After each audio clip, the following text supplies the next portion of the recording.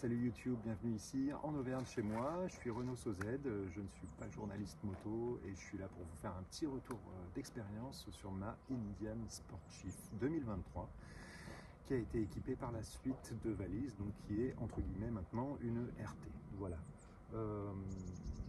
Petite mise au point de départ, voilà, j'aime toutes les motos, j'ai roulé avec plein de choses différentes, ça va de la Speed Triple à la Panigale Ducati, à la Multistrada Enduro qui était un gros trail, j'ai aussi eu de la Buell, de la Harley, j'ai même eu un Zephyr Kawasaki 1100 pour dire que j'aime vraiment tous les types de motos.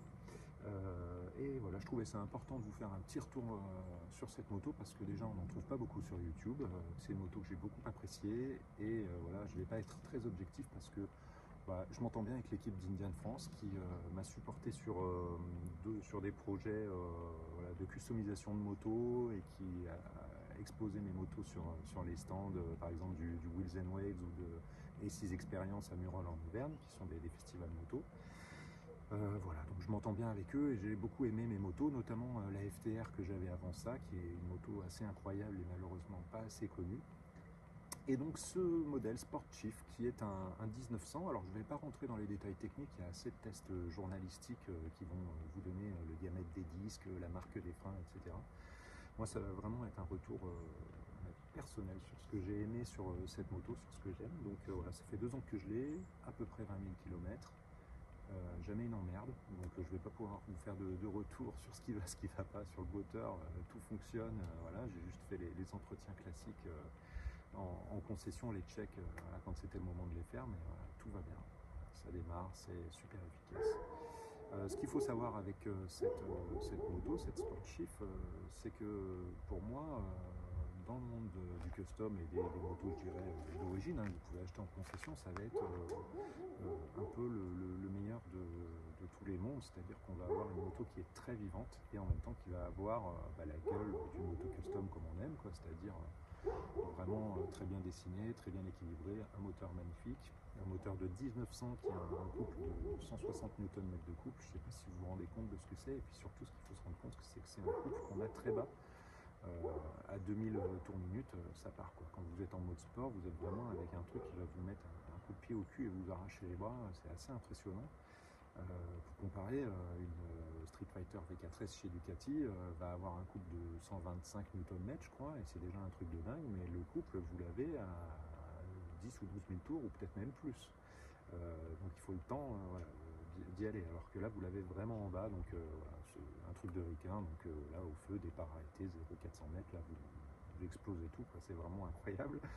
Après, voilà, c'est lourd, hein, ça fait plus de 300 kg, donc ça se conduit d'une certaine manière. Moi, ce que j'ai noté et ce que j'avais un petit peu peur avant d'acheter, c'était, je me disais, quand on se le dit tous avant de passer au custom, c'est est-ce que je vais pas me faire chier, est-ce que dans les virages ça va pas gratter à tous les coins de rue, voilà. Et en fait pas du tout, hein. J'ai roulé avec des potes qui ont d'autres types de motos, hein, des roadsters, des trails, tout ça, et je vous avouerai que sur 95% des trajets qu'on a fait ensemble, et elle suivait parfaitement, avec beaucoup de tonus, je m'amusais autant qu'eux. Il y a vraiment juste dans les virages en épingle où là il m'arrivait de frotter, que ce soit avec les anciens cale-pieds ou avec les plateaux que j'ai là, mais sinon voilà, vous ne serez jamais embêté avec ça, quoi. C'est une moto qui tient la route, qui est assez confortable, hein. On a des suspensions, il n'y a vraiment rien à dire.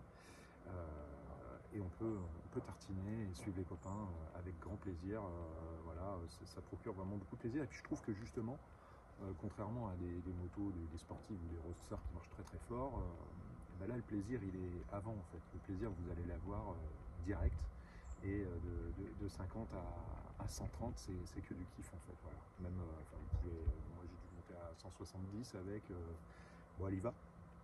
Ça sert pas à grand chose puisqu'on n'a pas le droit, mais en tout cas si vous pouvez le faire, ça y va sans problème, ça y va même très vite. Donc voilà, c'est une moto super fun. On va parler des cartos. Il y a 3 cartos, un mode rain, un mode road normal et un mode sport. Voilà, donc le mode rain, c'est important de l'enclencher quand on est sur route mouillée parce qu'on a une moto qui a beaucoup de couple et qui n'a pas des assistances comme on peut avoir justement sur ces motos modernes, etc. Donc la map donne vraiment une réponse au gaz beaucoup plus douce. Et voilà, vous n'aurez pas de surprise avec la roue arrière dans ce mode-là. En mode route, là, vous avez quelque chose déjà de plus vivant, je dirais de normal. Je pense que beaucoup de riders utilisent ce mode-là tout le temps, en fait. Et pour ma part, le mode sport, qui là, du coup, va être très réactif, direct, en fait. Hein, la réponse à la poignée est beaucoup plus franche. Là, on va avoir vraiment toute la violence de ce couple et de ce moteur et de ce qu'on aime en fait, hein, qui nous donne des sensations. Bon voilà, moi je l'utilise surtout sur route sèche, pas en ville parce que du coup c'est un peu chiant. Et puis voilà, on a une réponse au gaz incroyable et une moto qui a beaucoup de tonus et qui d'ailleurs est assez surprenante. Voilà. La position de conduite sur cette moto est un peu étonnante. Vous allez être voilà, comme ça. C'est vraiment en mode. C'est l'Amérique. Hein. Mais je sais que moi j'ai du mal à me tenir droit dessus. Bon, c'est pas désagréable. Hein. Il faut juste avoir, peut-être si vous voulez faire un peu plus de route ou que ce genre de choses vous gêne, peut-être mettre les risers. Vous avez la possibilité d'avoir un guidon plus haut et une bulle plus haute pour vous protéger du vent. Bon, sinon la protection au vent, franchement, vu que vous êtes assez tassé sur la moto, vous en êtes sur le casque, mais pas spécialement sur le torse. Quoi. Bon, par contre, à 130-140 sur l'autoroute, avec cette position-là, vous ne pouvez pas coller le réservoir avec vos jambes, donc le vent vous tire un petit peu comme ça. C'est un peu fatigant, voilà. Il y a des gens qui mettent des espèces de sauts de vent là en bas, là, vers le moteur, j'ai vu. Bon, moi, je fais pas trop d'autoroute, donc voilà, ça m'intéressait pas spécialement, mais ça peut se faire. Voilà. On peut parler du compteur aussi. Le compteur est digital, mais il est rond, il a un super look, toutes les infos sont très efficaces, les commodos sont bien foutus, voilà, vous avez tout ce qu'il vous faut, les tripes, etc. Vous pouvez même un peu changer la cosmétique du compteur, vous avez deux possibilités. Le seul truc que j'ai trouvé moyen, c'était le GPS, que je trouvais lent. Mais au bout du compte, je me sers de Waze avec mon quadlock parce que j'aime bien avoir un check des radars, hein, sans parler que je roule comme un fou, mais des fois en moto on est quand même vite 20, 25, 30 au-dessus, donc voilà, ça fait des petits rappels à l'ordre quand il le faut et c'est très bien comme ça. Voilà, qu'est-ce qu'il y aurait d'autre à dire sur cette moto que j'aurais pas dit? Ben moi, comme vous le voyez, j'ai une ligne Jekyll qui fait un son magnifique. Je trouvais que d'origine elle avait un son assez étouffé, hein, mais bon ça c'est les normes, c'est normal. Là, avec cette ligne, c'est fantastique. Et puis en plus, ce qui est cool, c'est que vous avez une valve pour chanter le bruit quand vous le voulez, notamment en ville où le matin, ben voilà, je pars à 7 h du matin, je réveille pas tous les voisins et tout le monde est content. Et puis quand je suis sur route ouverte, je peux mettre le son et c'est assez incroyable. Voilà. Vous avez le Bluetooth, vous avez un chargeur USB. Le Bluetooth fonctionne bien, vous pouvez même le piloter voilà, comme sur toutes les motos modernes sur vos commodos. Vous avez régulateur de vitesse. Régulateur de vitesse, moi j'aime beaucoup rouler au régulateur de vitesse sur des trips ou voilà, sur des routes un peu chiantes où il n'y a pas de virage, où il faut essayer de tenir une vitesse régulière. Hein, c'est reposant, quoi. Même sur autoroute, des fois, voilà, vous voulez reposer votre main droite, vous mettez le régulateur, vous pouvez lécher un peu le guidon. Ça fait du bien et c'est très, très, très pratique. On peut parler des valises de la RT. Moi, quand je les voyais sur les tests, je trouvais que elles m'avaient l'air petites. En fait, non, ça va franchement, mais pas mal de choses dedans. J'ai été assez surpris de tout ce que j'avais réussi à passer. Voilà, les boules de pétanque, la tenue de pluie, casquette, un sac avec voilà, nécessaire vêtements pour un week-end entre potes. Voilà, donc franchement, on en met quand même pas mal dans cette petite valise. Elles sont bien équilibrées, je trouve, en termes de design. Ça donne une gueule de fou à cette moto.